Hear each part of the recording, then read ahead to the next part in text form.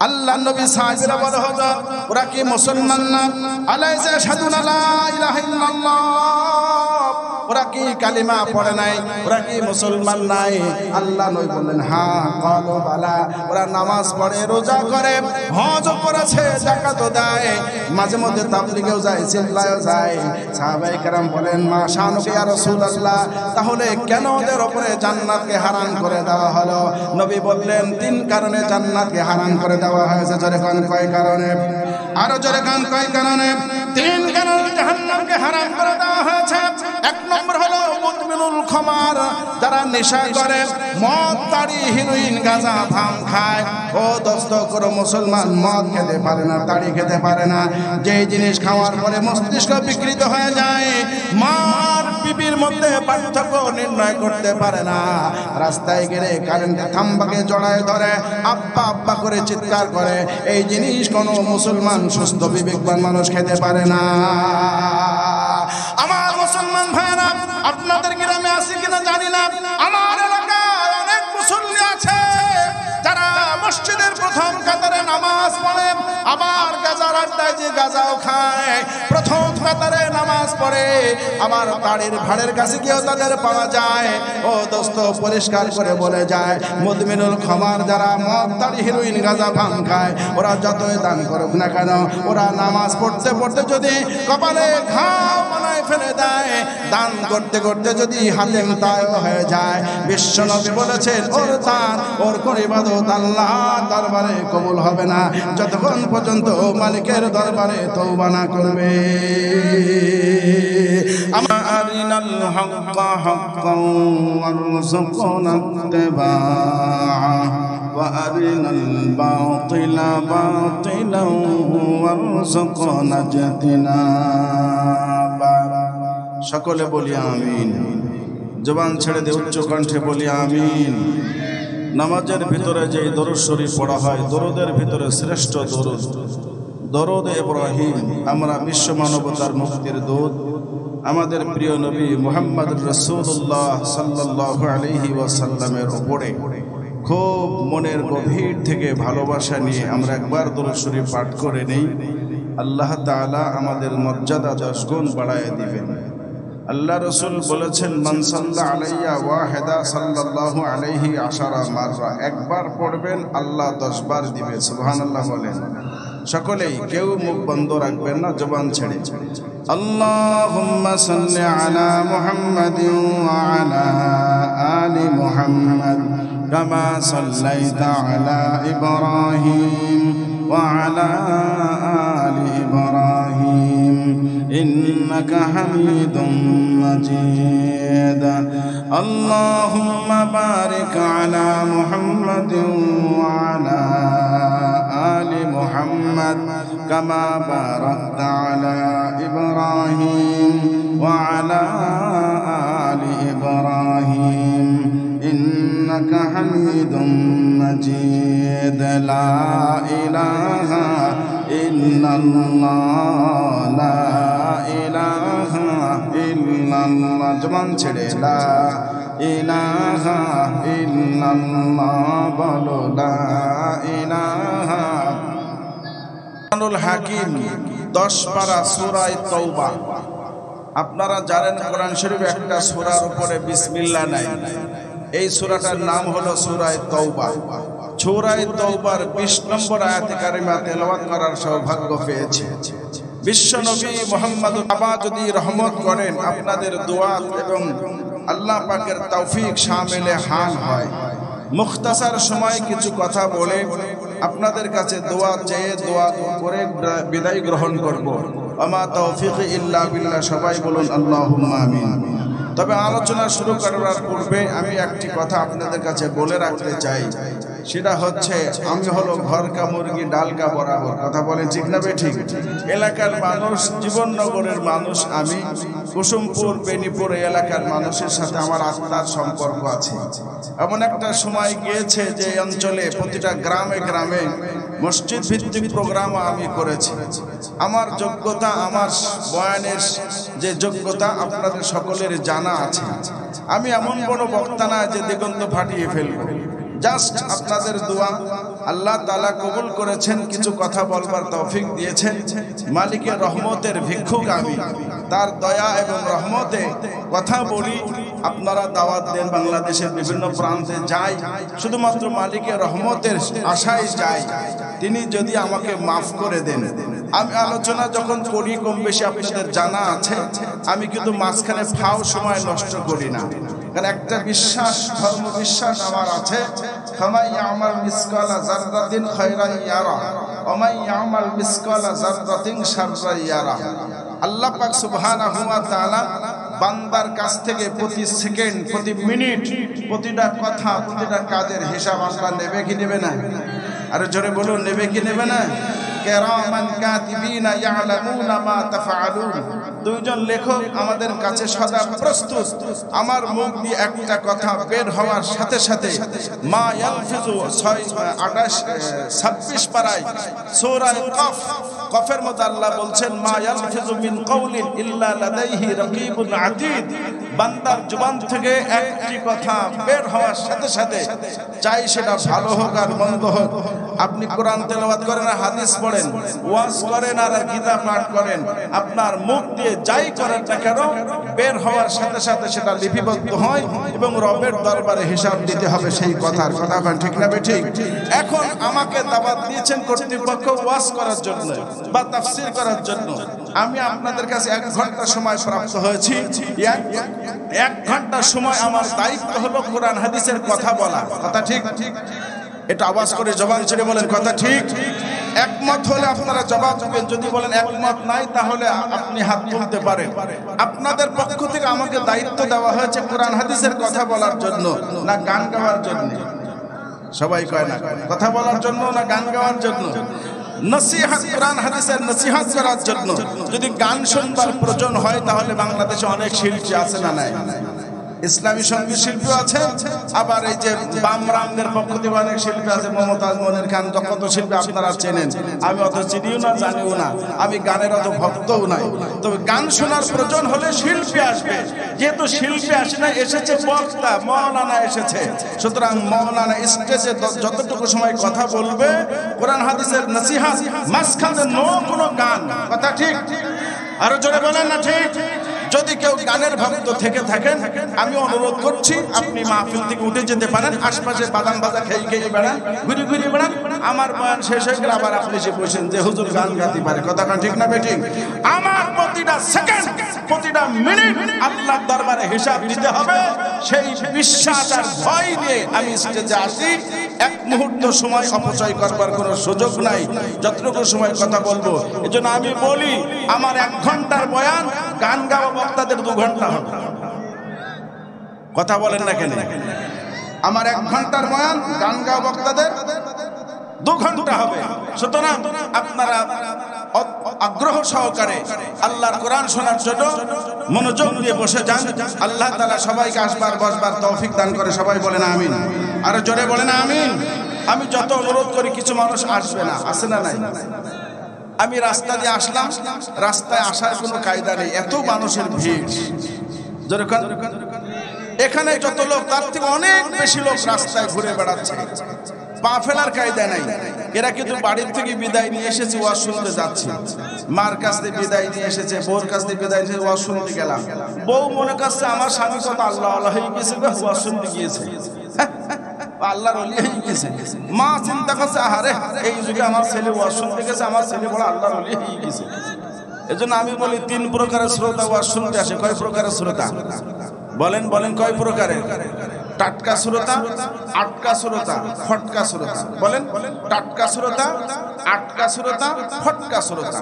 টাটকা শ্রোতা হলো যারা আপনারা বসে আছেন, শুরু থেকে শেষ পর্যন্ত মাঠে বসে থাকে, ওয়াজ শোনায় ফাঁকি দেয় না। ওরা আসছে ওয়াজ শুনতে, মাঠে বসে যায়। বক্তা শুরু থেকে শেষ পর্যন্ত যা বলে ও মুখস্থ করে ফেলে দেয়। ও বলে দিতে পারবে গহর হিসাবে কি ওয়াজ করছে, আমি তো জানি গহর হিসাবের ওয়াজের ব্যাপারে। কথা ঠিক না বেঠিক? ও তো মুখস্থ, ইউটিউবেও শোনে, ফেসবুকে শোনে, মাঠেও শোনে, শুরু থেকে শেষ পর্যন্ত ফাঁকি দেয় না, ওয়াজ মুখস্থ হয়ে যায়। টাটকা শ্রোতা, নির্ভেজাল শ্রোতা, আল্লাহ ওয়ালা, সুবহানাল্লাহ বলে।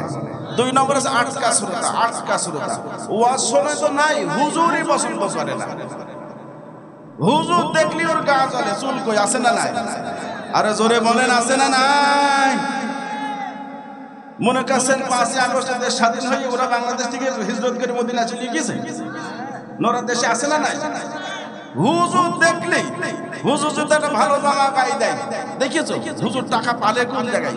এত সুন্দর দামি জামা, হুজুরের জামার ভাঁজ ভাঙে না, মার দিয়া সাদা জামা, হুজুর মনে হয় মাদ্রাসার টাকা মেরে খাচ্ছে। যেরকম আছে না না? হুজুর যদি পেটটা একটু মোটা হয়ে যায়, আরে কিছু মানুষ এমনি ভুড়ি মোটা আছে, যেমন আমি 3 ওয়াক্ত খাই, কিন্তু আমার তো এমনি দেখতে ভুড়ি মোটা। হুজুরের পেটটা, ওরে বাবা, হুজুর তো খেয়ে খেয়ে পেটটা বানাইছে কি দেখিস? অথচ ও কিন্তু দুনিয়া সব খেয়ে ফেলাইছে। রাস্তা, পুকুর, খাল, বিল, নদী, নালা, পেশাব, পায়খানা, মসজিদ, মাদ্রাসা সব খেয়ে সাবার ছেড়ে ফেলেছে। যেরকম আছে না নাই? মাগুরার ভাইনার মোড়ে ওয়াজ করে আসছে আমি, শালিকার থেকে ভাইনার মোড়ে দাঁড়িয়েছে একটু চা খাওয়ার জন্য, প্রচন্ড শীত। ওই যে টেলিভিশনের ডিস্ক লাইন থাকে না, ওই ডিস্ক লাইন একটা ছবি আসছে, আমি দেখলাম একটা হাতি একটা মোষকে একটা কুমিরে আস্ত গিলে খেয়ে ফেলল। মোষ তো অনেক বড় প্রাণী, কুমির যত বড়ই হোক মোষ গিলে খেয়ে ফেলা বিশাল ব্যাপার, কতক্ষণ ঠিক? তা আমি বলছি এই যে বিরাট ব্যাপার, কুমির কত বড় কুমির, মোষ আস্ত গিলে খেয়ে ফেললে নাকি ও মোষ বাচ্চা টাচ্চা হবে? তখন ওই চার দোকানদার বলছে, হুজুর আপনার বাড়ি কোন জায়গায়? তা বললাম জীবননগর থানা, সীমান্ত সদর পাড়া গ্রামে। বলছ বর্ডারের মানুষ তো মূর্খ সূর্খ মতো না, বর্ডারের খেলে মানে মূর্খ মানুষ আমি। তো এ কোনো ব্যাপার হইল? মোষ খাওয়া। আমাদের এখানে এক নেতা আছে, এই যে বাজারে মসজিদের এখানে একটা পেশাব পায়খানা দিছিল, ও নেতা পেশাব পায়খানা, রড, বালি, সিমেন্ট, ইট সব খেয়ে ফেলাইছে। পেশাব পায়খানা খেয়ে ফেলাইছে, রাস্তা খেয়ে ফেলাইছে, খাল খেয়ে ফেলাইছে, কথা ঠিক না ঠিক? পুকুর কাটার জন্য বরাদ্দ হয়েছে, যে পুকুরই পড়ে আছে, এক ঝুড়ি মাটিও ফেলে না। রাস্তা সমান করা বরাদ্দ হয়, রাস্তা সমান করার বরাদ্দ কি করে সমান করবে? খালের মাটি কেটে রাস্তায় দেবে, কথা ঠিক না ঠিক? আর নেতারা রাস্তার মাটি কেটে খালে দিয়ে রাস্তা সমান করেছে। যেরকম আছে না নাই? উনি যে দুনিয়া সব খেয়ে ফেললে তাতে কোনো সমস্যা নাই, হুজুর একটু সুন্দর জামা গাইতে হুজুর মনে মাদ্রাসার টাকা মেরে খেয়েছে। যেরকম আছে না নাই? এরা কিন্তু এখন আমাদের চারপাশে আছে, যারা হুজুর দেখলি নাক ছিটকায়, গায়ে চুলকানি ওঠে, ওরা এখনো কিন্তু বসে নাই। এই অন্তর্বর্তী সরকারকে বিপদে ফেলবার জন্য ষড়যন্ত্র করছে। আমাদেরকে সজাগ দৃষ্টি রাখতে হবে, কথা ঠিক না বেঠে? আমাদের জাগ্রত থাকতে হবে। বাংলাদেশের আমাদের দামাল ছেলেরা রাজপথে বুকের তাজা রক্তের বিনিময়ে দেশকে পুনর্বার স্বাধীন করেছে। এই স্বাধীনতা অখণ্ড রাখবার জন্য আরেকবার যদি রক্ত দিতে হয়, বাংলাদেশের 18 কোটি মুসলমান আবার রক্ত দিতে প্রস্তুত আছে, কথা বলে ঠিক না বেঠে?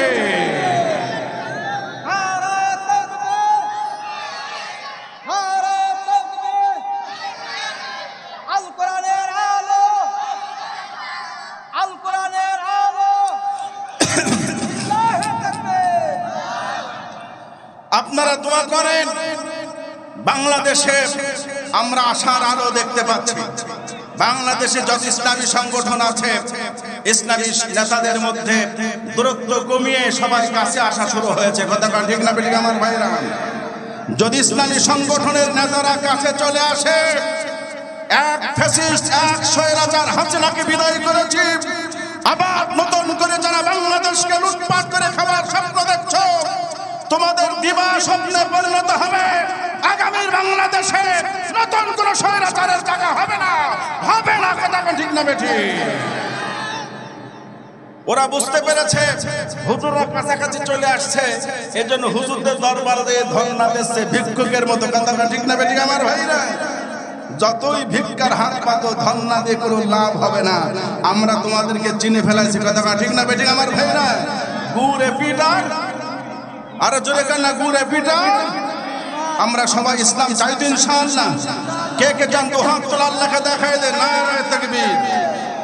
সোজা করেন দুহাত, সোজা করেন, শরীরের শক্তি কণ্ঠ উপস্থিত করে, শরীরের শক্তি কণ্ঠ উপস্থিত করে একটা তাকবীরে ধ্বনি দিতে হবে, নারায়ে তাকবীর, নারায়ে তাকবীর, নারায়ে তাকবীর।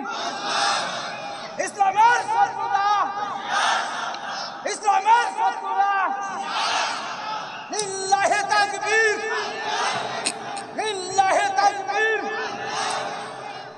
যারা দাঁড়িয়ে আছেন মেহরবানি করে আমার কলিজার টুকরা যুবক একটু বসে গেলে ভালো হলে বাবা, একটু বসে যান। পরিবেশটা সুন্দর করে, মাঠের জায়গা রয়েছে, কর্তৃপক্ষ এত টাকা খরচ করে আপনাদের বসার আয়োজন করলো, আপনারা বসবেন না কেন? বসেন, একটু মেহরবানি করে বসেন, বসেন, সকলে বসেন। স্বেচ্ছাসেবক যারা আছে একটু অনুরোধ করে বসিয়ে দাও। এই আমার কলিজার টুকরা হেরাক্ষণ্ড যুবকেরা, যারা আগামী বাংলাদেশ পরিচালনা করবে, আমরা তোমাদের মুখের দিকে তাকিয়ে আছি। তোমাদের এখন এই সুশৃঙ্খল হতে হবে, নেতৃত্ব দেওয়ার যোগ্যতা তোমাদের তৈরি করতে হবে। কথা ঠিক না বেঠিক আমার ভাইরা? এই বাদামালা বেরিয়ে যা, আলোচনা শুরু করার পরে বেদি বেরিয়ে যা। বসো যুবক বাবারা, বসো। আমি আপনাদের সামনে কুরআনুল হাকিম থেকে যে আয়াত কারিমা তেলাওয়াত করেছি, আমার সাথে তেলাওয়াত করুন সবাই। আউযু বিল্লাহ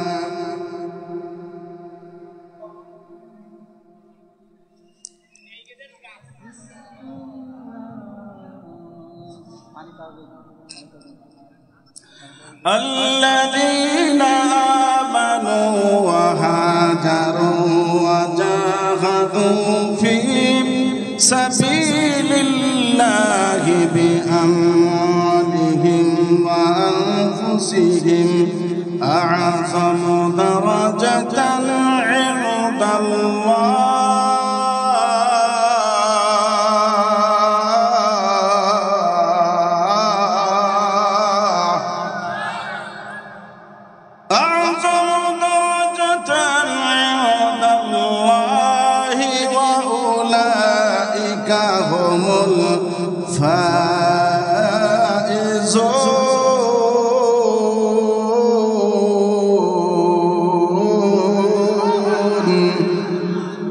আল্লাহ পাক সুবহানাহু ওয়া তাআলা বলেন, যারা ঈমান এনেছে, দ্বীনের কল্যাণে হিজরত করেছে, আল্লাহর রাস্তায় তাদের জান আর মাল দিয়ে উৎসর্গ করে দিন প্রতিষ্ঠার সংগ্রামে আত্মনিয়োগ করেছে, রব্বে কাবা বলেন, এদের মর্যাদা, এদের সম্মান আমি আল্লাহ পাকের কাছে সব থেকে বেশি।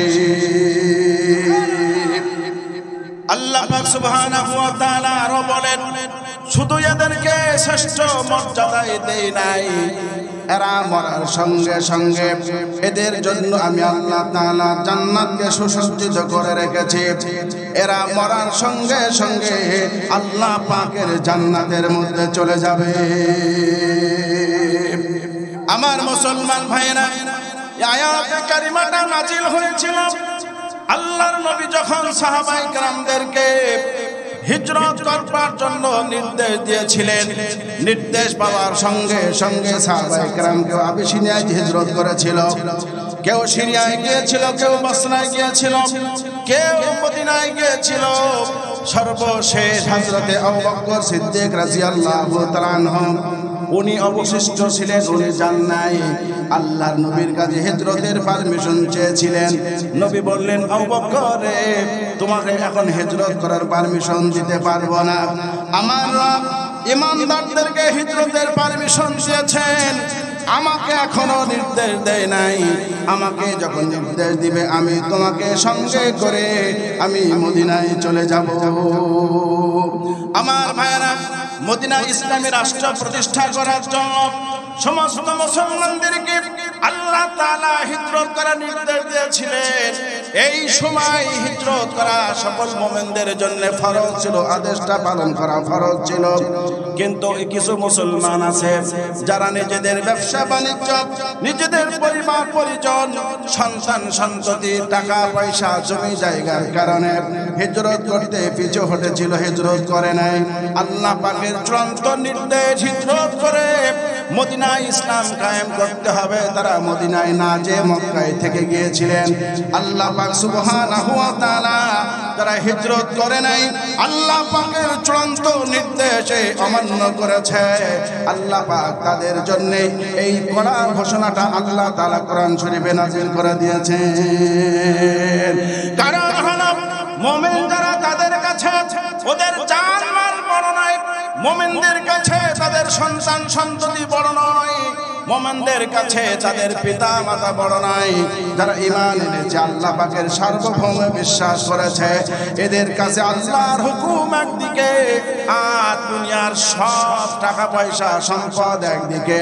আল্লাহর বান্দা ঈমানদার যারা, তারা দুনিয়ার সব কিছুকে দোফায় দলন করে আল্লাহ পাকের বিধানকে বাস্তবায়ন করার জন্য তারা ব্যস্ত হয়ে যায়। কথা বলে ঠিক না বেঠিক আমার ভাইরা? লক্ষ্য করুন, উহুদের যুদ্ধে আল্লাহর নবী যখন সাহাবায়ে কেরামদের মাঝে সেনা বাছাই করছিলেন, সেনা বাছাইয়ের এক পর্যায়ে নবীজির কাছে একজন প্রতিবন্ধী সাহাবী এসে উপস্থিত হলো। নাম হলো আমর ইবনুল জামুহ রাদিয়াল্লাহু তাআলা আনহু। কলিজার টুকরা যুবকেরা, আমর ইবনুল জামুহ রাদিয়াল্লাহু তাআলা আনহু অত্যন্ত গরিব মানুষ, কিন্তু ব্যক্তি হলো প্রতিবন্ধী, দুইটা পা নাই, হাঁটতে পারে না, পায়ের উপরে হাঁটতে পারে না, হাতে ভর দিয়ে অন্যের সাহায্য নিয়ে এসে এক জায়গা থেকে আরেক জায়গায় যেতে হয় প্রতিবন্ধী হওয়ার কারণে। আমর ইবনুল জামুহ রাদিয়াল্লাহু তাআলা আনহু যুদ্ধে যাওয়ার সুযোগ পায় না। আজকে ওদের ময়দানে নবীজি সেনা বাছাই করছেন। আমর ইবনুল জামুহ রাদিয়াল্লাহু তাআলা আনহু আল্লাহর নবীর কাছে এসে বললেন, ইয়া রাসূলুল্লাহ, ইয়া হাবিবাল্লাহ, আমার তো টাকা পয়সাও নাই যে আমি আপনাকে টাকা পয়সা দিয়ে দিনের সাহায্য করব। আমার দুইটা পাও নাই যে আমি পায়ে হেঁটে যুদ্ধের ময়দানে যাব, হিজরত করব, সেই ক্ষমতাও আল্লাহ আমাকে দেয় নাই। আমি বড় আশা নিয়ে আপনার খেদমতে হাজির হয়েছি। ইয়া রাসূলুল্লাহ, যদি উহুদের ময়দানে আমাকে কবুল করে নেন, আমি উহুদের ময়দানে শাহাদাতের মর্যাদা অর্জন করে আল্লাহর জান্নাতে যেতে চাই। কলিজার টুকরা যুবকেরা, মনে রাখতে হবে, আমর ইবনুল জামুহ রাদিয়াল্লাহু তাআলা আনহু প্রতিবন্ধী সাহাবী, দুইটা পাও নাই, হাঁটতে পারে না। বিশ্ব নবী বললেন, আমর, তোমার তো দুইটা পা নাই, তুমি হাঁটতে পারো না, তুমি কেমনে ময়দানে যাবে? যুদ্ধ করার জন্য তো পা দরকার, কারণ এখনকার যুদ্ধ হলো বোমা মারা, আর আগেকারের যুদ্ধ ছিল দুই পক্ষের সৈন্য সামনাসামনি দাঁড়িয়ে লড়াই করা। কথা ঠিক না বেঠিক আমার ভাইরা? কিন্তু আমর ইবনুল জামুহ তো দাঁড়াইতে পারে না, হাঁটতে পারে না, তার দুইটা পাও নাই, কেমনে ময়দানে যাবে? নবী বললেন, আমরে, তোমাকে ময়দানে যাওয়ার দরকার নাই, দোয়া করো, মুজাহিদদের জন্য দোয়া করো, আল্লাহ পাক সুবহানাহু ওয়া তাআলা তোমার এই দিলের তামান্নাকে কবুল করে। যদি তোমাকে বাড়িতে ঘরের বিছানায় মৃত্যু হয়ে যায়, আমি রাসূল দোয়া করি আল্লাহ যেন তোমাকে শাহাদাতের মর্যাদা নসিব করে দেয়। আল্লাহর পয়গম্বর যখন নিষেধ করে দিল তোমাকে ময়দানে যাওয়ার প্রয়োজন নাই, আমর ইবনুল জামুহ সঙ্গে সঙ্গে বললেন, ইয়া রাসূলুল্লাহ, আমি জানি আপনি আমাকে গ্রহণ করবেন না, আমার পা নাই, হাঁটতে পারি না বলে আমাকে গ্রহণ করবেন না, এজন্য আমি আগেই জবাব প্রস্তুত করে রেখেছি, আপনি বললেই আমি জবাব রেডি, আমি বলবো। ইতিমধ্যে আমর ইবনুল জামুহর দুইটা ছেলে এসে হাজির হয়ে গেছে। দুইটা সন্তান বলছে, ইয়া রাসূলুল্লাহ, আমার বাবাকে যদি যুদ্ধের ময়দানে পাঠা দেন, আমরা এতিম হয়ে যাব। আপনি তো জানেন আমার বাবার গায়ে কোনো শক্তি নাই, নিজে চলতে পারে না, আর একজনের সাহায্য ছাড়া হাঁটতে পারে না। মেহেরবানি করে আপনার পায়ে হাত রেখে বলি, আপনি কখনো আমার বাবাকে যুদ্ধের ময়দানে মুজাহিদ হিসেবে গ্রহণ করবেন না, বাবাকে বাড়ি পাঠায়া দেন। আল্লাহর নবী সঙ্গে সঙ্গে বলছেন, আমর, আমি তো তোমাকে গ্রহণ করি নাই, এরপরে তোমার দুইটা ছেলে উপস্থিত হয়েছে, তারাও চাচ্ছে তুমি যুদ্ধের ময়দানে না যাও, তোমাকে যাওয়ার দরকার নাই, তুমি ছেলেদেরকে নিয়ে বাড়ি চলে যাও, আল্লাহ তোমাকে উত্তম বদলা দান করবেন। জোরে কন্যা আল্লাহু আকবার। আমর ইবনুল জামুহ যদি প্রতিবন্ধী হওয়া সত্ত্বেও আল্লাহর দ্বীন প্রতিষ্ঠা করবার জন্য শাহাদাতের তামান্না নিয়ে ময়দানে যেতে পারে, আমরা তো সেই আমর ইবনুল জামুহর উত্তর শরীফ। উলামায়ে কেরাম যদি আমাদের রক্ত প্রজন্ম মনে করে ডাক দেয় ময়দানে, আমর ইবনুল জামুহের মতো বুকের তাজা রক্ত দিয়ে রাজপথ রক্তাক্ত করার জন্য আমরা প্রস্তুত আছি। কথা ঠিক না বেটি আমার ভাইরা?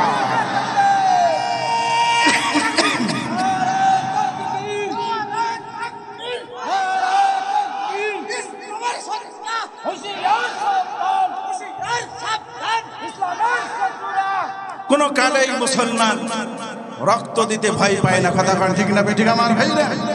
আরো জোরে বলেন ঠিক না বেঠিক? আমর ইবনে জামুহ রাদিয়াল্লাহু তাআলা বলছেন, ইয়া রাসূলুল্লাহ, আমি জানি আপনি আমাকে গ্রহণ করবেন না, আমি প্রতিবন্ধী, হাঁটতে পারি না, দুইটা পা নাই, আমার কাছে জবাব রেডি আছে। জবাব হচ্ছে, আপনি তো মুজাহিদদের জন্য ঘোড়া দেবেন, উট দিবেন, মুজাহিদরা ঘোড়ার পিঠে বসে তীর চালাবে, অস্ত্র চালাবে। আমার কাছে সুন্দর ফর্মুলা আছে, সেটা হলো আপনি সাহাবীদেরকে দিয়ে আমাকে ধরে ঘোড়ার পিঠে বসায় দেন। আপনি আমাকে ঘোড়ার পিঠে বসায় দেন, ঘোড়ার পেটের সাথে আমার পা দুটো মজবুত করে বেঁধে দেন, আমি ঘোড়ার পিঠে বসে থাকতে পারবো। সুবহানাল্লাহ বলবেন না? আমি ঘোড়ার পিঠে বসে বসে, ঘোড়ার পিঠে বসে বসে আমি তীর চালাবো, আমি তীরের মাধ্যমে কাফেরদেরকে জাহান্নামে পাঠাতে পারবো। এটা আমার জন্য বড় সহজ হবে। কে বলেছে আমি যুদ্ধ করতে পারবো না? আল্লাহর নবী লাজবাব হয়ে গেল। আমর ইবনে জামুহকে অনুমতি দিয়ে দিলেন। আল্লাহর রাসূল নিজের হাতে আমর ইবনে জামুহকে ঘোড়ার পিঠে বসায়া শক্ত করে বেঁধে ওর হাতে তীর ধনুক দিয়ে দিল। আমর চলো যায় ময়দানে। যুদ্ধ শুরু হলো। কিছুক্ষণ আমর ইবনে জামুহ তীর ধনুকের মাধ্যমে বেশ কিছু কাফেরকে জাহান্নামে পাঠায় হযরত আমর ইবনে জামুহ উনিও শাহাদাত বরণ করলেন। যুদ্ধ যখন শেষ হয়ে গেল, যুদ্ধ শেষ হয়ে যাওয়ার পরে আল্লাহ নবী বললেন, ওহুদের ময়দানে যারা শহীদ হয়েছে লাশগুলি আমার সামনে উপস্থিত করো। আল্লাহ নবী মর্মান্তিক বিষয়, হে কলিজার টুকরা যুবকেরা, আমার মুরব্বী বাবারা, আমর ইবনে জামুহ রাদিয়াল্লাহু তাআলা আনহু প্রতিবন্ধী সাহাবী ঘোড়ার পিঠে বসে তীর ধনুকের মাধ্যমে যুদ্ধ করছিল। যখন শহীদ হয়েছে, কাফের বেঈমানেরা হযরত আমরের লাশটা পড়ে যাওয়ার পরে কেটে কেটে টুকরা টুকরা করেছে, অঙ্গ প্রত্যঙ্গগুলি আলাদা করে ফেলেছে। একটা হাত 4-5 টুকরো করেছে, পা 4-5 টুকরো করেছে, অঙ্গ প্রত্যঙ্গগুলি টুকরো টুকরো করেছে। লাশটা এক জায়গায় করার সুযোগ নাই। নবীজি সাল্লাল্লাহু আলাইহি ওয়াসাল্লাম আমর ইবনে জামুহর লাশটা যখন সামনে আনা হলো, নবী চোখের পানি ফেলতে ফেলতে বেকরার হয়ে গেল। রাসূলের চোখের পানি যেন বন্ধ হচ্ছে না, চোখের পানি যেন ভাঙতে চাচ্ছে না, এত পরিমাণ রাসূল কাঁদছে। হে কাফেররা, একটা মানুষকে মারতে হয় মারো, তাই বলে লাশের সাথে এত বড় অবিচার, তার লাশটাকে টুকরো টুকরো করে ফেলেছে। মুহতারাম হাজিরিন, আল্লাহ নবী সাল্লাল্লাহু আলাইহি ওয়াসাল্লাম আমর ইবনে জামুহ মাথাটা কোলের পরে নিয়ে ওর কপালে একটা চুম্বন করলেন। যখন নবীজি তার কপালে চুম্বন করছে, হযরত ওমর বলছে, আজকে এই জায়গায় যদি আমর ইবনে জামুহ না হয়ে আমি ওমর হতাম, আমার ভাগ্য খুলে যেত। উপস্থিত সাহাবীদের মধ্যে আমর ইবনে জামুহের মতো সৌভাগ্যবান সাহাবী আর কেউ নাই, যার মাথা বিশ্বনবীর কোলের উপরে, যার কপালে বিশ্বনবী স্বয়ং চুম্বন করছে। চিৎকার করে বলুন সুবহানাল্লাহ, সুবহানাল্লাহ। নবীজি বললেন, লক্ষ্য করেন, যেই কথাটা আমি বলা মাকসাদ, কিসসা কাহিনী বলা উদ্দেশ্য আমার নয়। এখানে একটা তথ্য বের করে আপনাদেরকে একটা নসিহত দিতে চাই, সেটা হচ্ছে না, নবীজি বললেন, সাহাবীরা, আমর ইবনে জামুহের লাশ তো আমরা খুঁজে পেলাম, ওর একটা বন্ধু ছিল নাম আব্দুল্লাহ, তাকে তো খুঁজে পাওয়া যাচ্ছে না, সে কোথায় আছে? যেই লোকটা সবসময় আমরের পাশে থাকতো, তাকে ধরে নিয়ে বেড়ানো, এক জায়গাতে আরেক জায়গায় নেওয়া, অন্তরঙ্গ বন্ধু ছিল, আব্দুল্লাহকে তছনছ করে ফেলছে, কোথাও লাশ খুঁজে পাওয়া যাচ্ছে না। খুঁজতে খুঁজতে একটা পাহাড়ের পাদদেশে, যে জায়গাতে মানুষ চলাচল করে এমন একটা জায়গায় আব্দুল্লাহ লাশটা পড়ে আছে। আব্দুল্লাহর লাশটা টুকরো টুকরো করেছে। মুহতারাম হাজির, তার লাশটা নিয়ে আসা হলো। এখন কবর দেওয়া হবে, দুইজনের কবর। এখন কবরে তো এক জায়গায় গণকবর হয়, যুদ্ধের ময়দানে অনেক মানুষ শহীদ হয়, এই শহীদদেরকে একটা কবরে দাফন করা হয়। এটা কি আপনাদের জানা আছে? যেটাকে গণকবর বলে। প্রত্যেকের জন্য আলাদা আলাদা কবর খোঁড়ার কোনো বিধান নাই, এক জায়গায় সবাইকে দাফন করা হবে। এখন সাহাবায়ে কেরাম বলছে, হুজুর, আব্দুল্লাহ এবং আমর ইবনে জামুহ দুইজন ব্যক্তি, এদের মধ্যে কার লাশটা উপরে রাখা হবে আর কার লাশটা নিচে রাখবো, এই ব্যাপারটা আপনি স্পষ্ট করে দেন। এটাই হচ্ছে আমার কথা। লক্ষ্য করছেন আমার কথার দিকে? কার লাশ উপরে থাকবে, কার লাশ নিচে থাকবে, এটাই হলো বিষয়। নবীজি বললেন, তোমরা অনুসন্ধান করো এই দুইজন ব্যক্তির মধ্যে, যার মধ্যে কোরআনের জ্ঞান বেশি আছে, যার মধ্যে কোরআনের ইলম বেশি আছে, তার লাশটা উপরে থাকবে। যার মধ্যে কোরআনের জ্ঞান কম, ওর লাশটা নিচে থাকবে, কারণ কোরআনের মর্যাদা সব থেকে বেশি। চিৎকার করে বলবেন না আল্লাহু আকবার? এই সবাই বলছেন না আল্লাহু আকবার। শিক্ষা হলো লাশ কবরে রাখবার জন্য কার মধ্যে কোরআনের জ্ঞান বেশি আছে এটাকে রাসূল প্রাধান্য দিতে বলেছেন, কারণ কোরআনের মর্যাদা সকলের থেকেই বেশি। কথা ঠিক না বেঠিক আমার ভাইরা? কোরআন একদিকে, গোটা পৃথিবী একদিকে। কোরআনের সঙ্গে যদি ওজন দেওয়া হয় গোটা পৃথিবীর থেকে কোরআনের ওজন বেশি হয়ে যাবে। কথা ঠিক না বেঠিক? কিন্তু আমাদের দেশে আমরা দেখেছি ওয়াজ মাহফিলের পোস্টার করা হয়, ওয়াজ মাহফিলের পোস্টার করা হয়, যারা মাহফিল দাও শিক্ষা নিয়ে যাও, উলামায়ে কেরামদের নাম নিচে রাখা হয়। আর তথাকথিত নেতা যার পেটের পরে পা দিয়ে বোম মারলে আলিফ বা বেরায় না, ওর নামটা সকলের উপরে দেওয়া হয়। কথা ঠিক না বেঠিক আমার বন্ধুরা? আর জোরে বলেন। উলামায়ে কেরাম কোরআনের তাফসীর পেশ করে, কোরআনের আলোচনা হয়। নেতা যখন মঞ্চে আসে উলামায়ে কেরামের বক্তব্য বন্ধ করে দিয়ে নেতাকে বক্তব্য দেওয়ার সুযোগ দেওয়া হয়। এই বক্তব্য দেওয়াটা আল্লাহর কোরআনের সাথে চরম বেয়াদবি, চরম গাদ্দারি। কথা ঠিক না বেঠিক আমার ভাইরা? পোস্টারে উলামায়ে কেরামের নামের উপরে কারো নাম থাকতে পারে না। নাম লেখার ক্ষেত্রে লক্ষ্য রাখতে হবে যার মধ্যে ইলম বেশি, যার মধ্যে কোরআন আছে তাকে অবশ্যই উপরে রাখতে হবে, না কোরআনওয়ালাকে নিচে দেওয়া যাবে না। কথা ঠিক আমার বন্ধুরা? মুহতারাম হাজিরিন, ওয়াজ মাহফিলে পোস্টার নেতার নাম দিতে হবে, এই প্রবণতা আসলো কোথা থেকে? আজকে আমরা নিজেদের অস্তিত্ব বিলুপ্ত করে ফেলেছি। আমরা মাদ্রাসা মসজিদের উদ্যোগে মাহফিল দিই, গ্রামের যুব সমাজ আমরা মাহফিল দিই। মাহফিল দেওয়ার সময় আমরা নিজেরা পরিকল্পনা করি যে যদি আমরা গ্রামের পাতি নেতার নামটা পোস্টারে না দেওয়া হয় তাহলে হয়তো বা মাহফিলে বাধা সৃষ্টি করবে, দে নেতার নামটা পোস্টারে দে। কথা ঠিক না বেঠিক? যে আলিফ বা জানে না, পেশাব করে পায়খানা করে ঢালা কলম দেয় না, ওযু গোসল জীবনে করে না, দাঁড়ায় দাঁড়ায় কুত্তার মতো স্প্রে করে ঝাড়া মেরিয়ে চলে যায়। কথা ঠিক না বেঠিক আমার ভাইরা?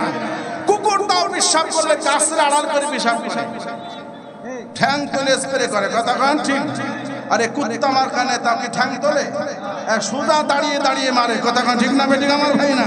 ও পর্দা পুরুষদারও লক্ষ্য করে না, কুকুরের থেকে অধম। এই জন্য আমাদের দেশের কুকুরগুলো মাঝে মধ্যে ওদের দিয়ে আফসোস করে। কুকুররা কি করে? আফসোস করে। যখন আমরা বলি যে ওরা হলো শিয়াল কুত্তা থেকেও অধম, তখন কুত্তায় কয় আল্লাহ এটা সহ্য করতে পারলাম না, আমরা ওদের থেকে অধম হলাম কি করি? ওদের থেকে আমরা কত ভালো। কুত্তায় আফসোস করে আল্লাহর কাছে ফরিয়াদ করে, আল্লাহ তোমার বান্দা কয় কি ও শিয়াল কুত্তার থেকে খারাপ, আমাদের ওদের সাথে তুলনা করছে কেন? ও কি আর আমি কি? ওর চরিত্র কি আমার চরিত্র কি? আজ পর্যন্ত কোন কুত্তার পেটে বাচ্চা আসছে যখন ডেলিভারি হয় দুধ পান করাই, কোন কুত্তারে কি দেখেছেন বাচ্চা ডেলিভারি হওয়ার পরে অন্য কারোর সাথে লাইন ঘাট করতে? বোঝে নাই মনে আমার কথা? কুত্তার যখন বাচ্চা প্রসব করে, ছোট্ট বাচ্চাদের লালন পালন করার ক্ষেত্রে ওদের নিরিবিলি নিরাপদ সময়ের প্রয়োজন হয়। যদি কোনো মদ্দা কুত্তার সঙ্গে লাইন করতে যায়, দাঁতকে দিবে শয়তান, আমার 4-5টা ছেলে মেয়ে, এদের এখন দুধ খাওয়ানো লাগবে, এখন ডিস্টার্ব করবে না, এখন আমার সময় এদের উৎসর্গ, ওদের দুধ খাওয়াবো, মানুষ হবো, বড় হবে, তারপরে 1 বছর পরে তোর সাথে যোগাযোগ হবে। লাইন গান বিয়ে শাদী করার দরকার, আমার 1 বছর পরে কার্তিক মাসে যোগাযোগ করবি। কথা ঠিক না বেঠিক? আর যদি না ঠিক না বেঠিক? কুত্তায় বোঝে বাচ্চা ডেলিভারি পরে আমার সময়টা আমার জানমাল সন্তানের জন্য উৎসর্গ, আর কারোর সাথে লাইন মারা যাবে না। কিন্তু আমাদের দেশে অনেক মেয়ে আছে, অনেক মেয়ে আছে বাচ্চা দোলনায় শুয়ে আছে, হাত পা নাড়াচ্ছে, দুধের প্রয়োজন, ও ওই দুধের বাচ্চাকে ঘরে রেখে আর একজনের হাত ধরে, নাগরের হাত ধরে অজানার উদ্দেশ্যে পাড়ি জমায়। জোরে কান আছে না নাই? আর জোরে কান আছে না নাই? এবার আপনারাই বলেন ও ভালো না কুত্তায় ভালো? আরো জোরে কান ও ভালো না কুকুর ভালো? ওর থেকে কুকুর কত ভালো। কথা ঠিক না ঠিক? আমাদের বাংলাদেশে কোনো কুকুর রেখে দেখেছেন আজ পর্যন্ত ওরা খাবার সময় পায়খানা করে? পায়খানার সময় খায় কোন কুত্তা দেখেছেন? কথা কয় না। কুকুর খাওয়ার আদব জানে, ওরা খাওয়ার সময় খায়, হাগার সময় হাগে। কোন কুকুরের মুখে আজ পর্যন্ত আমরা হাগার সময় কোন খাবার মুখে দেখি নাই। ওরা আবার হাগার সময় দেখবেন ঝোড় জঙ্গল খোঁজে। জোরে কেন আছে না নাই?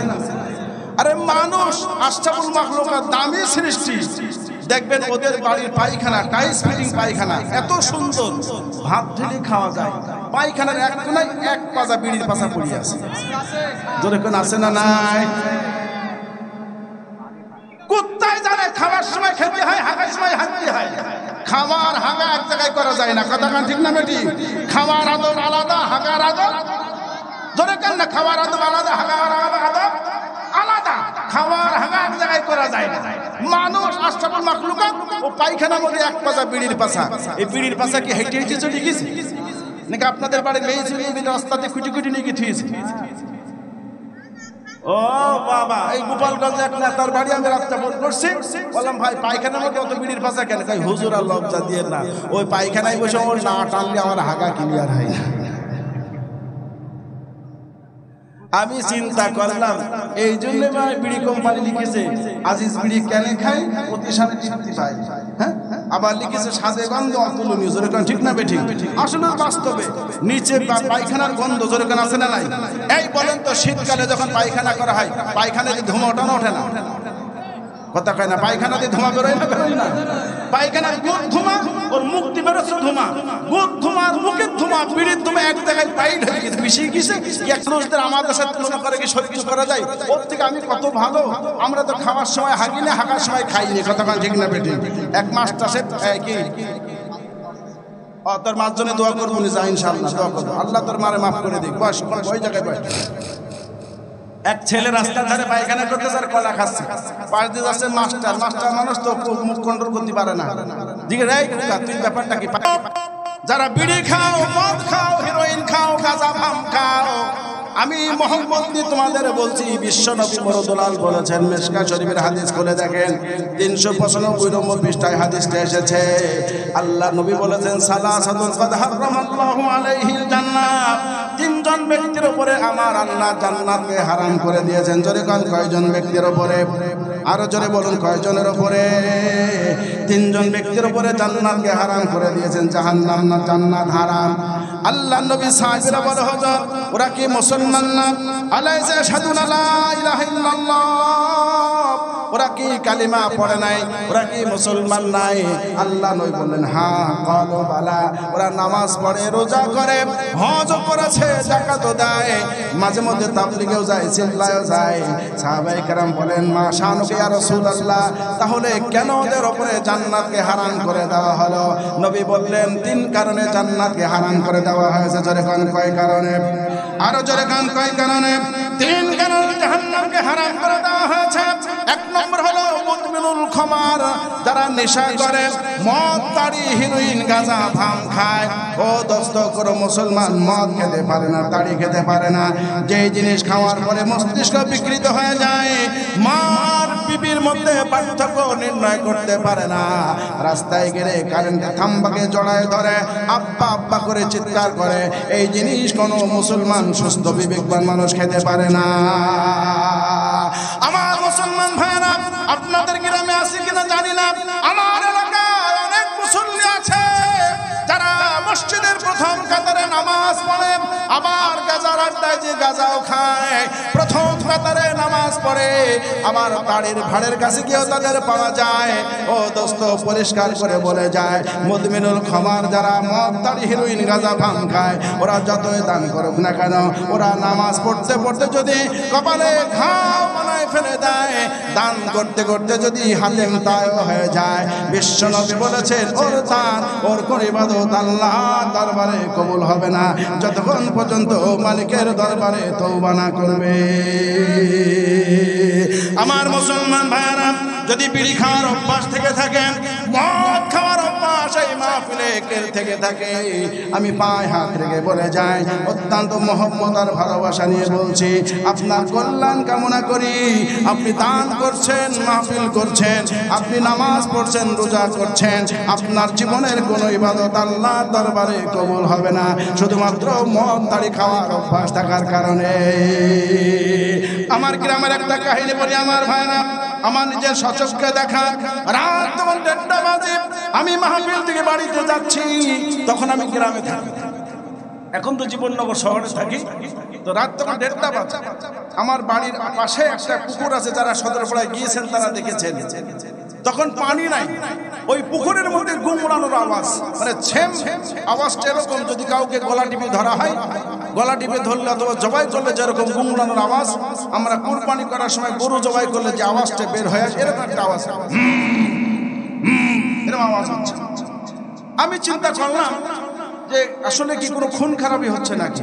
আমার গ্রাম তো শান্ত গ্রাম, মারামারি কাটাকাটি, রাজনৈতিক কোনো দাঙ্গা হাঙ্গামা আমার সদরপাড়া গ্রামে হয় না, রাজনৈতিক কোনো সমস্যা আমার গ্রামে নাই। যদিও বিগত ফ্যাসিস্ট সরকারের আমলে অনেকটা দেখা দিয়েছে, ফ্যাসিস্ট সরকারের যারা অনুসারী ছিল, ওই দলের কর্মকর্তা যারা ছিল, তারা সদরপাড়া গ্রামটাকে কলুষিত করবার চেষ্টা করেছে। আলহামদুলিল্লাহ আমরা সেগুলো প্রতিহত করেছি, এখন সুস্থ পরিবেশ বিরাজ করছে আলহামদুলিল্লাহ। সদরপাড়া মানুষ শতভাগ ইসলামের পক্ষে এখন আছে। চিৎকার করে বলুন আল্লাহু আকবার, আরো জোরে বলুন আল্লাহু আকবার। তা আমার কানকে বুঝ দিতে পারছি না আসলে কি কোনো খুন খারাপই। আমি মোটরসাইকেল হেডলাইটে ঘুরাই দিয়ে দেখলাম আমার গ্রামেরই একটা সোনার চাঁদ ছেলে, উনি ওই পুকুরের গাবিতে মাথা বাঁধাই দিয়ে ঠেলতেছে, মানে মনে হচ্ছে পুকুরটা সরাই ফেলাবে, ঠেলতেছে পুকুর ঠেলে সরিয়ে ফেলাছে। এরকম হয় না, হয় না, হয় না। আমি বাসায় গাড়ি রেখে ওদের বাড়িতে গিয়ে ওর মাকে বলছি, চাচি আপনার ছেলে মনে হয় মদ খেয়েছে, ওই রাস্তার মধ্যে দেখলাম মাতলামো করতেছে। তো চাচি তখন তো বিদ্যুৎ নাই আমাদের এলাকায়, তুমি একটা ল্যাম্প ধরাই নিয়ে টুকটুক করে রওনা হলো। আমি চিন্তা করলাম মাতাল পুরো মানুষ যদি বেয়াদবি করে, আমি ওর সাথে সাথে গেলাম। রাত তখন 2টো বেজে গেছে অলরেডি, আমি গাড়ি রেখেছি, ওদের বাসায় গিয়েছি, আসতে 2টো বেজে গেছে।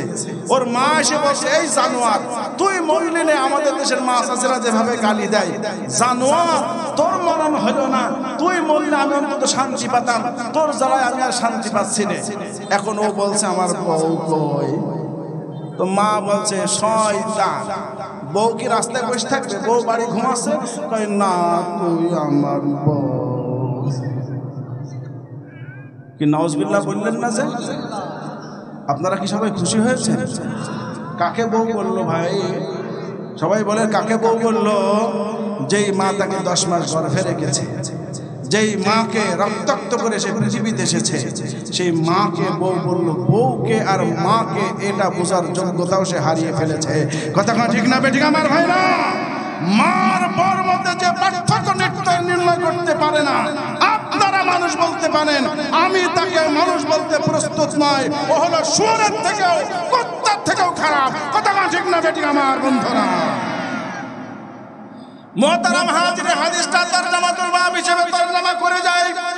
1 নম্বর মুমিনুল ক্ষমা করার ইশা করে, 2 নম্বর হলো আল আক্কু বিল ওয়ালিদাইন, মাতা পিতার নাফরমান সন্তান।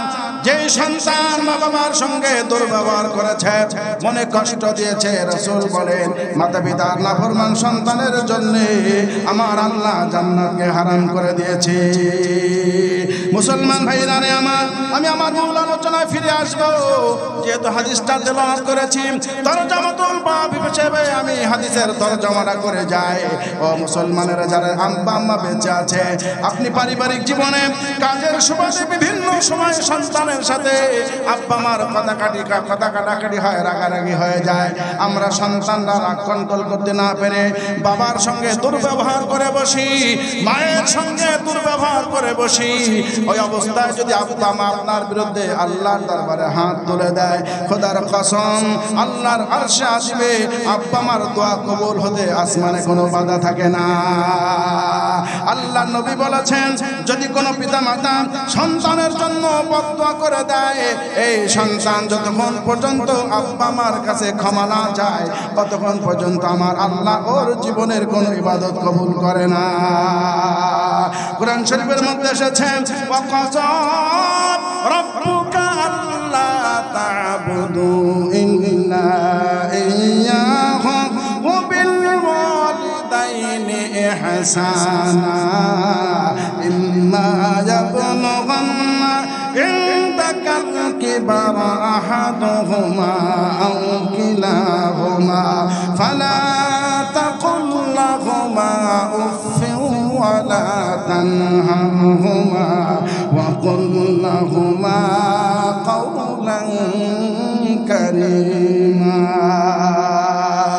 আল্লাহ সুবহানাহু ওয়া তাআলা চূড়ান্ত ভাবে ফয়সালা করে দিয়েছেন আল্লাহর পরে কারো সামনে মাথা নত করা যাবে না।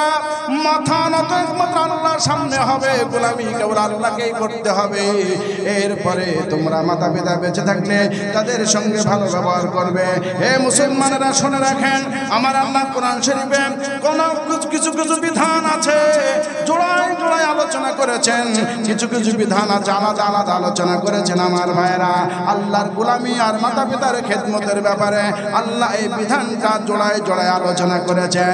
যেখানে রবের গোলামির কথা আছে সেই জায়গায় আমার আল্লাহ মাতা পিতার খেদমতের কথা আলোচনা করেছেন।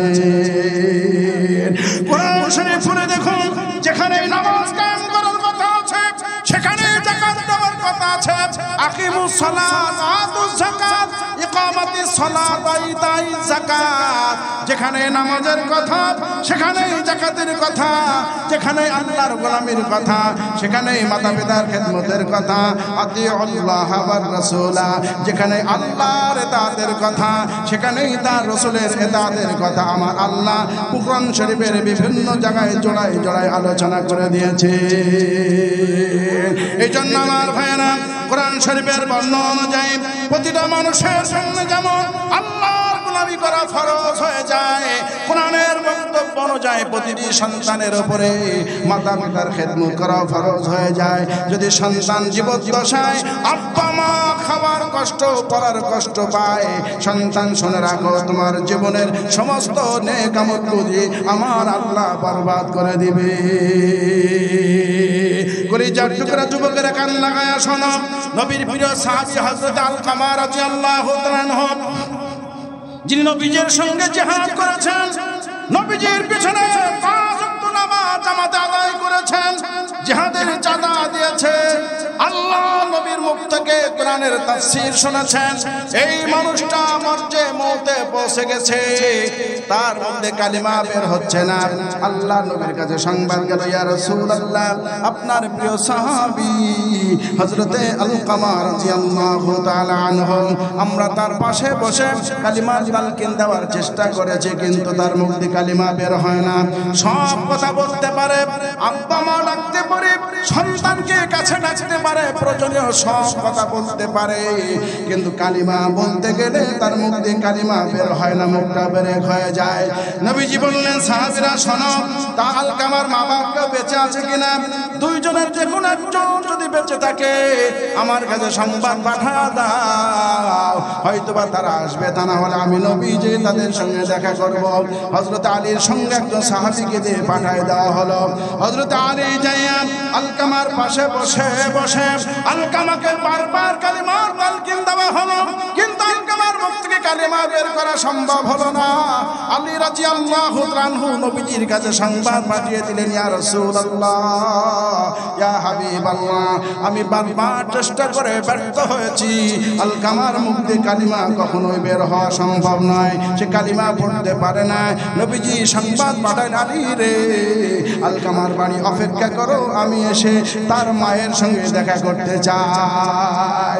নবীজি উপস্থিত হলো, আল্লাহর পয়গম্বর আলকামার মাকে ডেকে বললেন, মা, মা, তুমি আপনার সন্তান আলকামাকে মাফ করে দাও, যদি ক্ষমা না করো আলকামা জাহান্নামী হয়ে যাবে।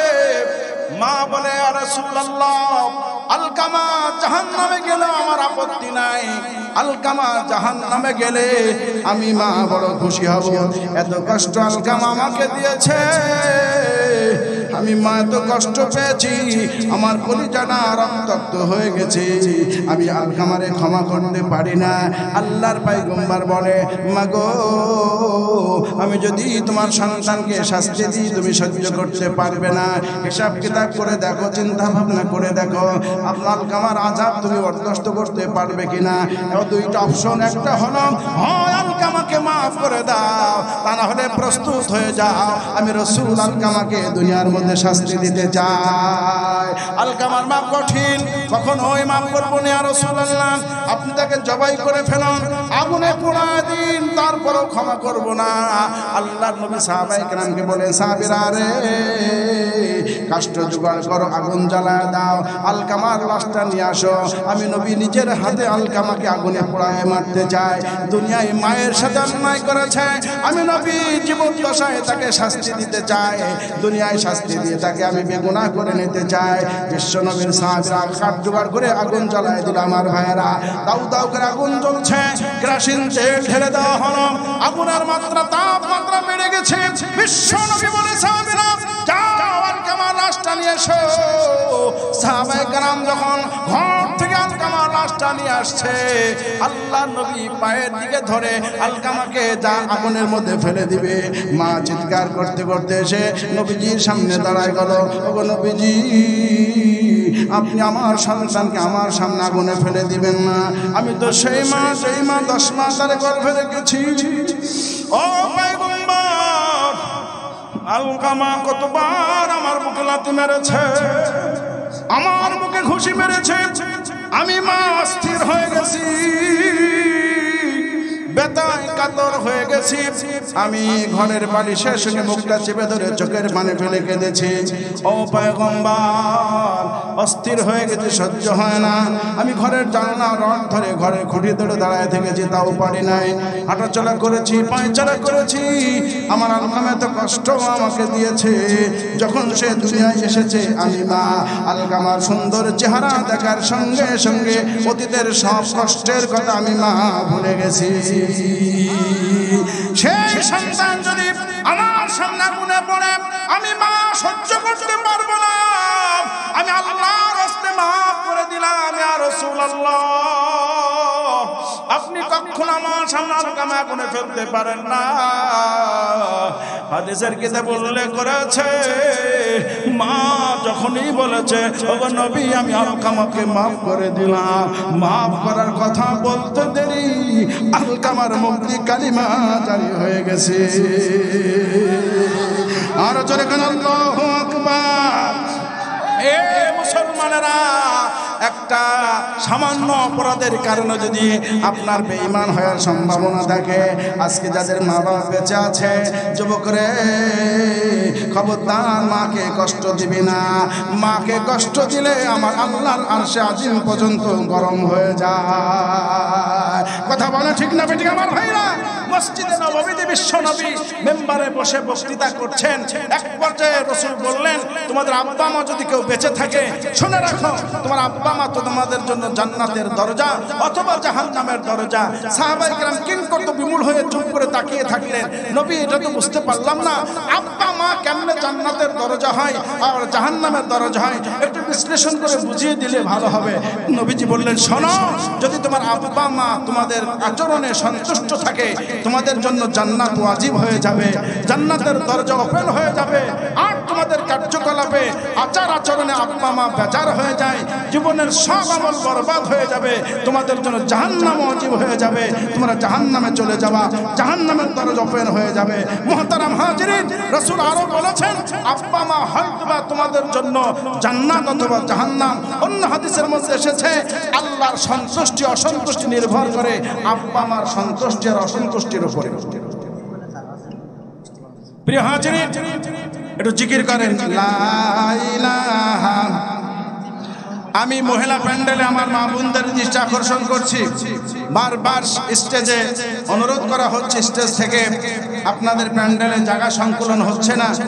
আপনারা যদি আমার বোনদেরকে বসবার জায়গা করে দেন। কোরআন শরীফে 28 পারা সূরা মুজাদালার মধ্যে আছে, আল্লাহ বলছেন, যদি কেউ কোরআনের মাহফিলে কাউকে বসবার জায়গা করে দেয়, আল্লাহ তাআলা তাকে জান্নাতে জায়গা করে দিবেন। জোরে কেন আল্লাহু আকবার। কোরআন শরীফে সূরা মুজাদালার প্রথম পৃষ্ঠার 2য় লাইনে আছে, তাফাসসাহু, আল্লাহ বলছে তোমরা জায়গা করে দাও, ফিল মাজালিস আফসাহিল্লাহ, আল্লাহ তোমাদের জান্নাতে জায়গা করে দিবেন। আমি মামুনদের কাছে অনুরোধ করছি, অবশ্যই আমরা জান্নাতের পাগল, কথা কোন ঠিক না বেঠিক? আমরা নেক কাজ করি, আমরা নামাজ পড়ি, রোজা করি, জিহাদ করি, যাই করি না কেন, আমাদের লক্ষ্য একটা, আল্লাহর সন্তুষ্টি নিয়ে জান্নাতে যাব, কথা কোন ঠিক না বেঠিক? যদি আপনি কোরআনের মাহফিলে অন্য আরেকজন বোনকে বসার জায়গা করে দেন। আল্লাহ পাকের ওয়াদা, কসম আমি বলছি না, আল্লাহর কোরআন বলছে সূরা মুজাদালা প্রথম পৃষ্ঠার 2 নম্বর আয়াত, আল্লাহ বলছে জান্নাতে তোমার জায়গা করে দিব। আমি অনুরোধ করছি আমার বাবুদের কাছে যারা এসেছে একটু চেপে চেপে বসেন। আমরা ধানের বস্তা বোঝাই করি, বস্তা 2 রকমের বোঝাই করা হয়, একটা হলো মুখ বান্ধা আর একটা সেলাই করা। কথা ঠিক যেরকম না ঠিক?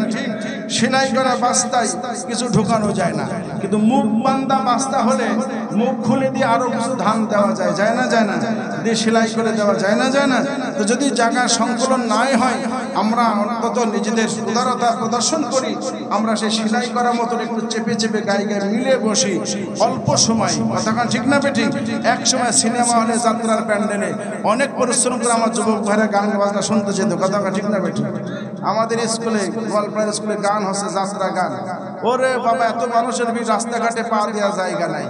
এক লোকের পিসাব লিখেছে, পিসাব লিখেছে, তল পেট ফেটে যাচ্ছে। ও চিন্তা করছে, আমি তল পেট ফেটে যাচ্ছে, পিসাব করছি, বাইরে যাবো নাকি নিয়ে ঝাড়বো, যদি জায়গা ছেড়ে দিই ঘুরিয়ে শুধু জায়গা খুঁজে পাবো। একটার পর আরেকটা গান আসতেছে, একটার পর আরেকটা আসতেছে, যেই চলে যাবো গান বাদ দিয়ে বাইরে পিসাব করছি, কি না ছুটে যায়, কি না ছুটে যায়। ও এই চিন্তা করে হাতের করে একটা জুতো পায়ে যাচ্ছে না, ওই জুতোর মধ্যে ভরিয়ে দিচ্ছে, জুতোর মধ্যে ভরে ফেলাইছে। এখন ও তো জুতোর মধ্যে ভরে শান্তি পায়। যখন গান শেষ হয়ে গেছে, ও তো জুতোটা খুঁজতেছে, ওর জুতো পায়ে দেবে, দেখতেছে ওর জুতো আরেকজন ভরে ফেলাইছে। সুবহানাল্লাহ বলবেন?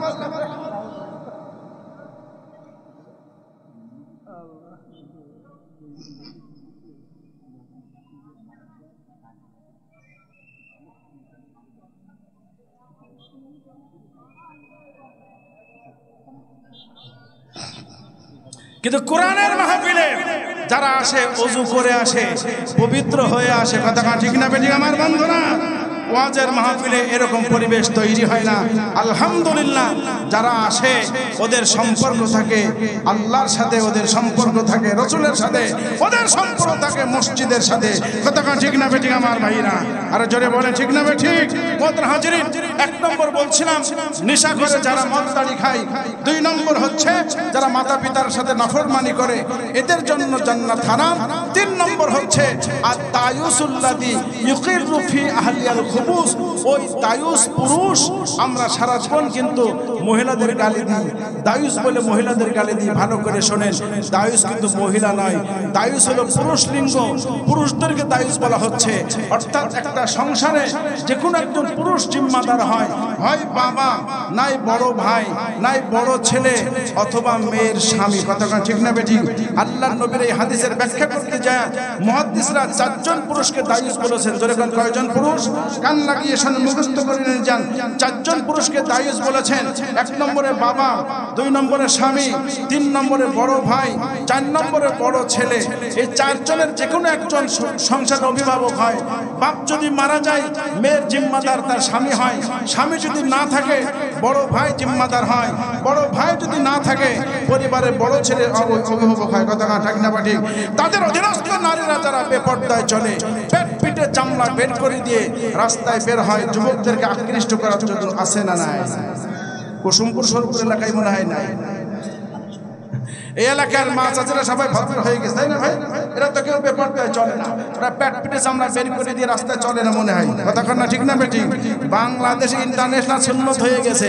বাজারে গেলে বাপ চাচাদের থেকে মা চাচিদের সংখ্যা বেশি। কতক্ষণ ঠিক না বেটি আমার ভাই? না, একটা গার্মেন্টসে যাবেন, গার্মেন্টের দোকানে যায় যে কটা টুল সে কটাই কয়েকটা চাচি বসে আছে।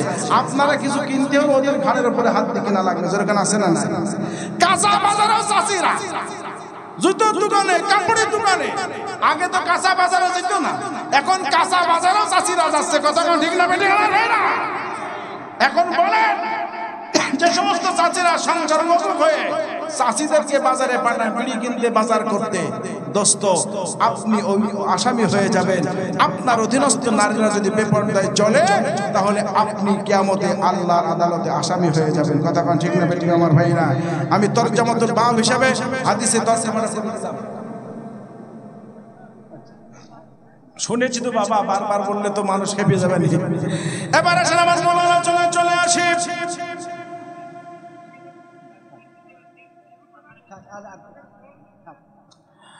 আমি যে কথা বলছিলাম সেটা হলো আল্লাহর রাহে যারা জান মাল কুরবানি করে দ্বীনের কল্যাণে হিজরত করে আল্লাহ পাক সুবহানাহু ওয়া তাআলার কাছে তাদের মর্যাদা সবথেকে বেশি, তাদের দাম সবথেকে বেশি। কথা বলেন ঠিক না বেঠিক আমার ভাইরা?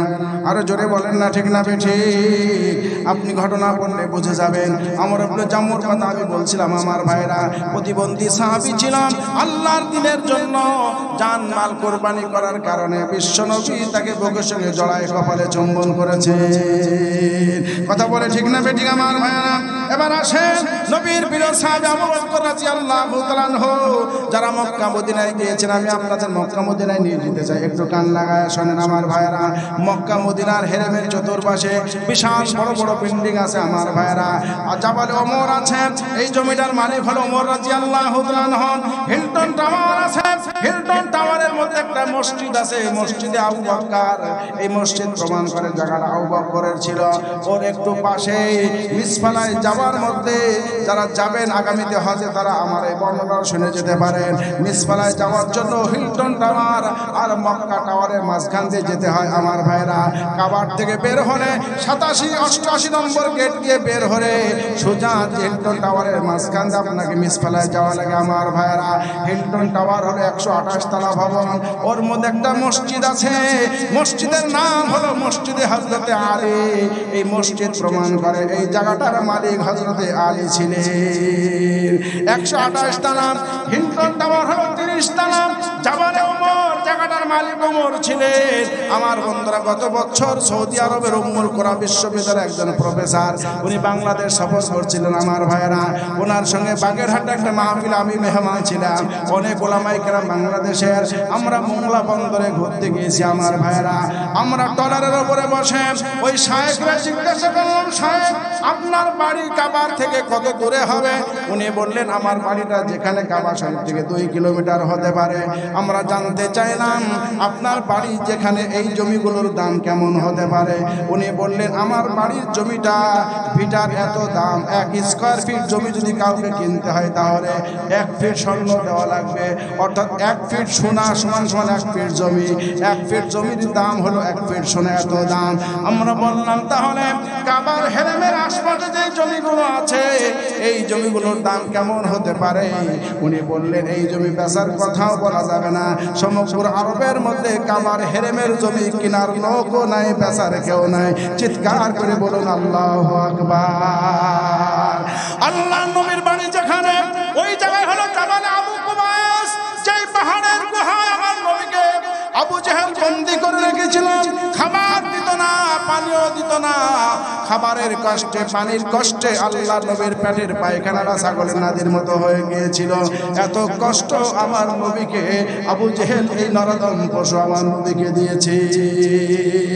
হে মুসলমানেরা, যেই নবীর সামান্য কষ্ট আমার আল্লাহ বরদাস্ত করে না, যেই নবীর এত মর্যাদা, দোয়া করার জন্য হাত তোলার পরে যদি নবীর নাম না নেওয়া হয় দোয়া কবুল হয় না। আপনি নামাজ পড়বেন, নামাজের মধ্যে যদি নবীর নাম নেন আপনার নামাজ কবুল হবে না, নামাজ হবে না। নামাজের মধ্যে নবীর নাম নেওয়া লাগে, দোয়ার মধ্যে নবীর নাম নেওয়া লাগে। তিনি হাত তুললে দোয়া কবুল হয়ে যায়। এই নবীকে খাইতে দেয় নাই, পানিয়ে দেয় নাই। আমার ভাইরা পাহাড়ের গুহায় বন্দি করে রেখেছে। জাবালে আবু কুবাইসের পাহাড়টা কেটে একটা বিল্ডিং করা হয়েছে। বিল্ডিংটা হলো 50 তলা। ওই বিল্ডিংটা সৌদি সরকার দখল করেছিল, কিন্তু কাবার পক্ষ থেকে কোনো একজন বান্দা কোর্টে মামলা করার পরে সৌদি সরকার মামলায় হেরে যে ওই বিল্ডিংটা কাবার নামে উৎসর্গ করে দিয়েছে। চিৎকার করে বলুন সুবহানাল্লাহ। হিলটন টাওয়ার 128 তলা ভবন, এই ভবনটার মালিক হলো ওসামা বিন লাদেন।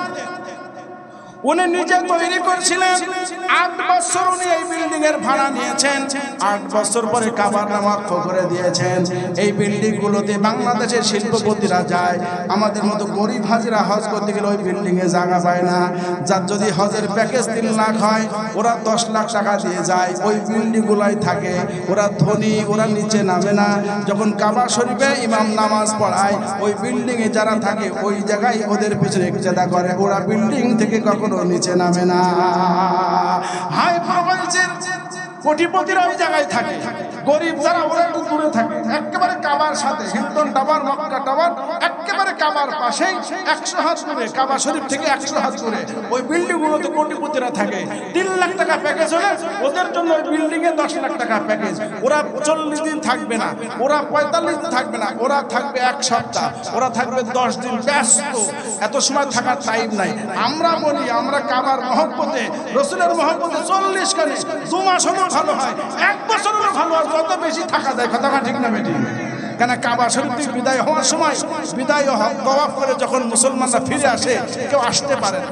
যারা গিয়েছে তারা জানে, আসতে পারেন, এত কষ্ট, হৃদয় ভাঙা, কান্নার জোয়ার আসে, সবাই বুক ফাটা আর্তনাদ করে কাঁদতে থাকে। ও কাবা তোরা ছেড়ে যাবো কি করে? আল্লাহ নবী যখন কাবা ছেড়ে যাচ্ছিলেন মদিনায়, এভাবেই রাসূল কাঁদছিলেন, হে কাবা, আমার মনে তামান্না ছিল আমি তোর খেদমত করব, তোর পাশে থাকবো, ঝাড়ু দেব, তোর পাদদেশে আমি সিজদা দেব, কিন্তু তোর দেশের নিষ্ঠুর ছেলেরা আমাকে থাকতে দিল না। কাবারে, আমাকে তোকে ছেড়ে চলে যেতে হচ্ছে, আমি অনেক দূরে চলে যাচ্ছি। আল্লাহ যদি তৌফিক দেয়, মক্কা যেদিন বিজয় হবে সেদিন আমি প্রাণ ভরে তোর পাদদেশে সিজদা দেব, আমি তোর সেবা দেব। আল্লাহ যেন তৌফিক দেয়। চিৎকার করে বলেন আল্লাহু আকবার, আল্লাহু আকবার। যে কথাটা বলছি, তথ্য দিচ্ছি, সেটা হলো হিলটন টাওয়ার, এই জায়গাটা হলো আবু বকর মালিক আবু বকর, যার মূল্য পরিশোধ করার ক্ষমতা আরব ভূখণ্ডে কেউ নাই। এত দাম, এত দাম। সৌদি গভর্নমেন্ট যেখানে হেরে গেছে, জাবালে আবু কুবাস কেটে, এই পাহাড়টা কেটে যে 50 তলা বিল্ডিংটা, 50 তলা ভবন, এটা কাবার বিরুদ্ধে চলে গিয়েছিল, সরকার দখল করতে যাচ্ছিল, ওর কর সরকার খাবে, কিন্তু নিতে পারে নাই, হেরে গেছে। আবার কাবার নাম অক্ষ করে দেওয়া হয়েছে, এত দামি জমি। তা আমরা বললাম, আজিব মোহাম্মদ, আপনার জায়গার দাম যদি 1 স্কয়ার ফিট জমির দাম 1 স্কয়ার ফিট শোনা হয়, আর কাবার চত্বরে জমি কেনার কোনো মানুষ নাই, কেউ কিনতেই পারবে না, এত দামি। আমার মাথা চলে গেল 1400 বছর আগে আল্লাহ নবী যখন বাসার থেকে বের হয়ে আবু বকরের বাসায় ঢুকলো, দরজা নক করলো ছোট্ট আওয়াজে, টন টন টন টন, ছোট্ট আওয়াজ, আবু বকর বলে ডেকে ডাক দিয়েছেন, তো দরজা উন্মুক্ত হয়ে গেল, ওপেন হয়ে গেল, দরজা খুলে দিল। আবু বকর, মক্কার সবাইকে ঘুমন্ত অবস্থা দেখে আসলাম, রাস্তাঘাটে কোনো মানুষ নাই, আমার বাড়ির চতুর্পাশে কিছু জানোয়ার দাঁড়িয়ে আছে আমাকে হত্যা করার জন্য, বাকি সবাই ঘুমিয়ে আছে, আর তোমার দরজার সামনে এসে ছোট্ট করে আওয়াজ দিল, আবু বকর, দরজা খুলে গেল। আবু বকর, তুমি কি ঘুমাও নাই? তুমি কি ঘুমাও নাই?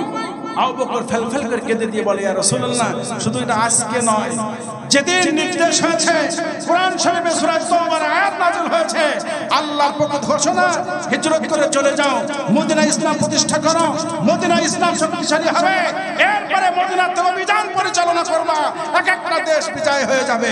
চিৎকার করবেন আল্লাহু আকবার। শোনেন, আরেকটা তথ্য দিয়ে যাই। মৌলিক 4টা বিধান নিয়ে নবী এসেছে পৃথিবীতে। কয়টা বিধান? সবাই বলেন কয়টা? আমাদের দেশের মানুষ এক একজন এক একটা দখল করে আছে, আর এক একটা কাজ করতেছে, আর বলতে এটাই হলো ইসলাম, এবাদে সব অন ইসলাম। জোরে কান আছে না নাই? আরো জোরে কান আছে না নাই? যে কাজটা ওনারা করে, বাকি সব হারাম, ওনারটা শুধু হালাল। শোনেন, আজকে 4টা কাজ নিয়ে নবী এসেছেন পৃথিবীতে। 1 নম্বর দাওয়াত। জোরে বলুন কি? আরো জোরে বলেন নাকি? ওয়ামান আহসানু ক্বালাম মিম্মান দাআ ইলাল্লাহ ওয়া আমিলা সালিহান ওয়া ক্বালা ইন্নানি মিনাল মুসলিমিন।